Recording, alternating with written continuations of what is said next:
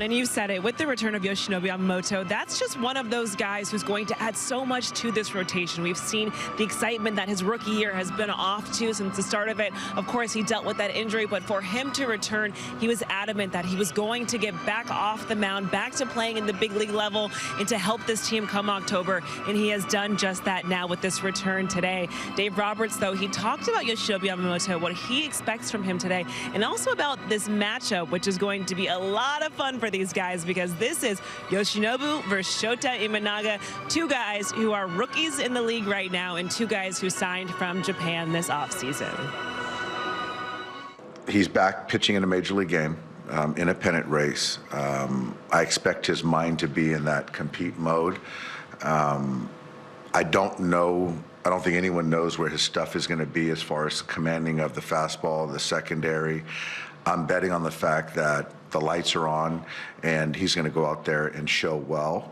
I'm really hoping that we can be somewhat efficient in his innings, so we don't have to shorten him on the ups.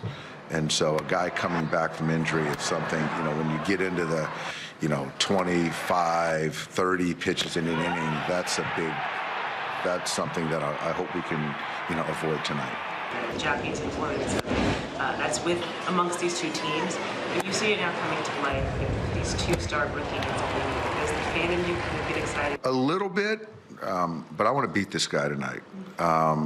He shoved it up our butts in Chicago, so I want to hit the changeup. You can see a lot of changeups. Hendricks a lot of changeups. And I want to beat this guy, and then I can be happy about the great matchup that it was. But no, he's having a heck of a year. I hope our two Japanese guys play a lot better than their two Japanese guys. Like Dave Roberts was saying, with Shota Imanaga, he's been having an excellent season. He's at the top of the conversations when it comes to Rookie of the Year. Yes, Paul Skeens is leading it, but Shota Imanaga is right up there pretty much with him. And so this matchup, it's going to be a fun one. But like Dave said, he did play well against them last time, but this go around, Dave Roberts wants his offense to find ways to get to him. And he wants to see them give some run support also to Yoshinobu Yamamoto.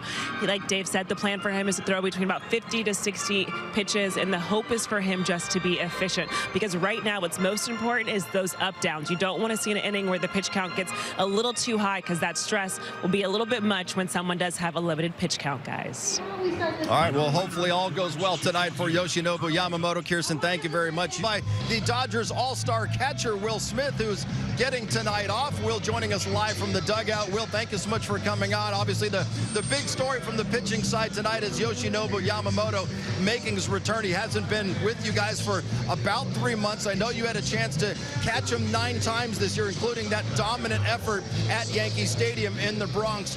What are you, as you sit there in the dugout, you watch him tonight, what will you be looking for from him tonight, and also down the stretch as we get ready for October? Yeah, we're excited he's back. We need him this last little push to the postseason, obviously in the postseason, so it's going to be good to have him back. But yeah, just looking where his velo is, looking how his splitter's playing, his curveball, all of that. Just see, kind of how his stuff is, and how he's competing. And I expect him to go out there. I don't know how many pitches he has tonight, but whatever he's got, I know he'll empty the tank and give us what he's got. Meanwhile, Yoshinobu Yamamoto's return, it's certainly a big deal for Dodger fans. Tonight's game is a huge deal, really, for an entire country. You've got Yamamoto for the Dodgers, Shota Imanaga going for the Cubs, of course, Shohei Ohtani as well for the Dodgers, Nomar, and you've got Seiya Suzuki on that Cubs side. I imagine all of Japan's going to be watching this game 11 a.m. Wednesday morning when this game gets underway. There's no doubt about that. I mean, you got some incredible pitchers on the mound, and both Imanaga and Yamamoto, which as Dodger fans, we are so excited to see Yamamoto back out there on the hill. And, oh, yeah, in the lineup, a couple of guys, yes, Suzuki, who's having a great year with the Cubs, and this guy named Shohei Ohtani, which is much-watched TV. And I'm hoping that teachers there in Japan are allowing their students to watch this game a little bit in their classrooms. I'll make sure I hit it on Instagram, and I'll speak a little Japanese to allow these kids in Japan to watch their heroes. Well, maybe they've all got it on their phones there. Whoever's in class in Japan right now. Shohei Ohtani going to be leading it off again for the Dodgers tonight against his fellow countryman Imanaga. And a sight for sore eyes right here. Yoshinobu Yamamoto set to make his first start since mid-June. He had 7 shutout innings against the New York Yankees. He looked as good as any pitcher in baseball that night. His fastball is playing up in the high 90s. The Yankees, who at that point were one of the top lineups in baseball, could not touch him. 2 more scoreless innings his next start, but he left that start with a sore shoulder and then missed almost 3 months. But back for when it matters most here. Going to be 3 or 4 starts prior to the postseason. And Dave Roberts was saying yesterday, Andrew Friedman was telling us last night, they feel like they can get him built up to a point where it's not really a thing once it gets into October. Yeah, and Kirsten talked about, 50 to 60 pitches. I think a lot of eyes are, and Will Smith talked about this pregame, they're going to be on the velocities to see where he's at. And obviously the depth of his 2 best secondary pitches in his splitter and his curveball. A lot of eyes on Yamamoto for a variety of reasons. He's got 7 pitches, Joe, but ultimately, let's be real, it's the 4-seam, the splitter, and the curveball. That's what we saw from him early in the season. He'll throw in some of the others here and there. But ultimately, how is the 4-seam going to play up? At velocity and the splitter and the curveball, how much bend are they going to have? 2 minor league rehabs, 2 innings in each, although he threw 53 pitches on Tuesday in his last one. So the bigger thing in Dave Roberts' mind is the up-down, right? He doesn't necessarily see it going 2 to be. Got the pitch count up there, but he's only done the 1 up-down, right? The 2 innings of work. So he's going to keep an eye on him, and he's going to have a few starts to ramp those things up towards October. Fires the 1-2 to Happ. Boy, looking good. 1 batter in. Breaks off a curve. Oh, how we've missed you. This was dirty, Joe. We saw it for strike 2, but now watch the bend. Starts in the strike zone. This thing bounced in front of the plate and got a swing and miss from Ian Happ. That's how good. And remember, his curveball gets 13 more inches of depth than the average curveball. He showcased it there. The 1-2. Back-to-back Ks. Splitter dives under the swing. Now we've seen all 3 of them prime pitches. And I love that he's starting out with the fastball, finishing off here with the splitter. It's that late run down and in to Dansby Swanson for the 2nd strikeout of the game.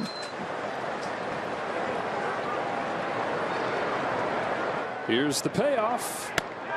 Yamamoto strikes out the side in his first inning in 3 months.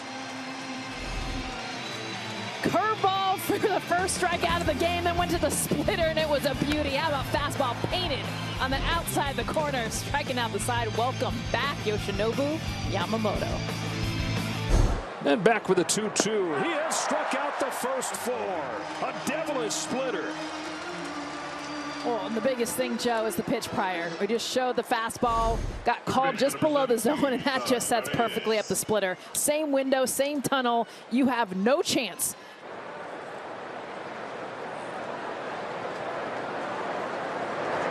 Five strikeouts already.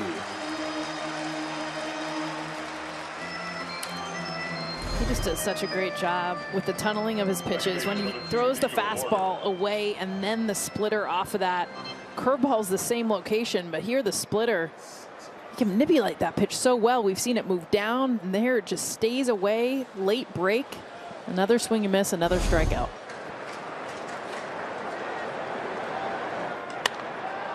Fly the other way. Mookie Betts is back on it. He'll make the grab. Cubs get the first run of the game. 1-0, middle 2. Not just with the fastball, all of his pitches being able to land. Strikes out Happ for the 2nd time. I mean, it's real. You got to see it to be it. And for him to be able to see a Japanese-born player and Kenta Maeda do it here in this stadium, and now he's doing the same thing. Pinpoint. That was just a pitch ahead. Jumbo jacks for free in the 3rd inning, folks. 7 Ks for Yamamoto. 2-2. Seiya Suzuki. Got him! That thing nosedives. Splitter gets a swing and a miss. He's got 8 Ks through 3. The splitter, the fastball away. A little split piece again. Yoshinobu Yamamoto looking amazing. 8 Ks through 3. Yoshinobu Yamamoto, in his first start in 3 months, has 8 strikeouts through 3 innings. Well, and the biggest thing, too, is the swing and misses. 3 innings, you mentioned it, just 24 swings. Half of them have been misses. The splitter lights out 6 of them, the other 5 between the curveball and the 4-seam. The way he sequenced all of them. And it's been great. Fastball is kind of what he's built it all off of, but that curveball and the splitter have both had their moments where they've looked untouchable. He's got the good stuff tonight, Joe. All 3 of them have been perfect. Bellinger goes down to get that one, serves it on a hop to short, and a close play with his speed, but Rojas gets in.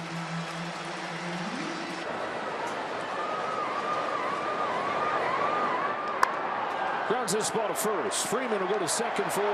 Back to first, a double play. And Yoshinobu Yamamoto with 4 solid innings. Probably an understatement with the 8 Ks he racks up tonight. Bottom of the 4th inning. Yoshinobu Yamamoto with 8 strikeouts over those 4 innings and just the 1 run. 8 Ks, no walks. What a return. I mean, this is 10 out of 10 what you could have expected. It's unbelievable, especially because you weren't really expecting him to get maybe past the 2nd inning. You weren't sure, especially from his minor league appearances. He looked even better than he did the stuff we were showing from June.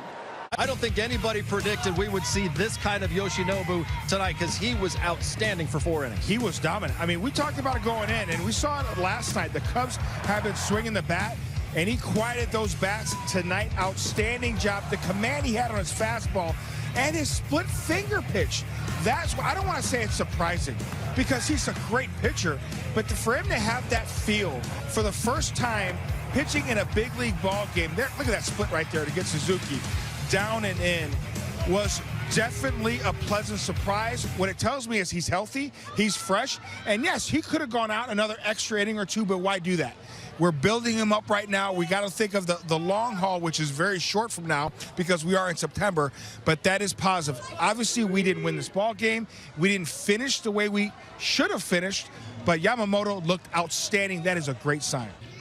Positive note, when you look at what Yoshinobu just did in his return, to get through 4 innings, to be efficient, just how encouraging was a start like this, and how impressive was it, honestly? Very impressive. It's certainly a silver lining for tonight. Obviously, it never feels good to lose a ball game, but I think the big takeaway is we've got Yoshinobu back. He was very good tonight, and it's something for us to build on. I'm just frustrated that we couldn't finish the game and finish the way we did tonight. But yeah, clearly the fastball command, the breaking ball, the split, everything was on point tonight, and really exciting. Were you really expecting, or was there anything in particular you were expecting from him, or was it just, you know, a mystery? You might get a night like this, you might get something less. Yeah, I think, speaking honestly, I didn't know what to expect. I knew that he was going to go out there and compete. But I think, you know, guys like Yoshinobu know that, you know, pitching for his country and knowing that there's 4 Japanese players on the field, that there's a lot of attention in this game. I think that heightened the focus for him. I really do. And he really showed out. But I didn't know if there was going to be rust or how he's going to command the baseball, but he passed with flying colors. Was that about the limit in terms of pitches? Yeah, that was it. It couldn't have been a better outcome for us. Max, when you look at just this game, I mean, first you have Yoshinobu come back and the performance that he had, and then to see how this one ended, just how do you kind of describe when you do have, I guess, the highs and lows in a game like this? It's good to see Yoshi back. You know, we've been missing him, so it was nice to see him come back, and, you know, his stuff looked really sharp. You know, his velo was there, the execution was there, so it was good to see. We just got to get his, you know, his pitch count built back up, and, you know, that's going to be really huge for us down the stretch. And how did Yamamoto look to you? Yeah, he looked really good. Stuff was good. That's probably one of the best stuff I've seen from him. How important was his command tonight? How surprising is that, just considering how much layoff he's had? Yeah, everything looked good. His fastball, his curveball, his split. Yeah, it was pretty surprising. I didn't know how he was going to look coming back from this, and yeah, he looked better than ever. Thinking about just where you guys are at in the season, just how important is it when you not only get an arm back like him, I know that Tyler Glasshouse working his way as well, but to see the stuff where it's at, especially just considering where we are in the season?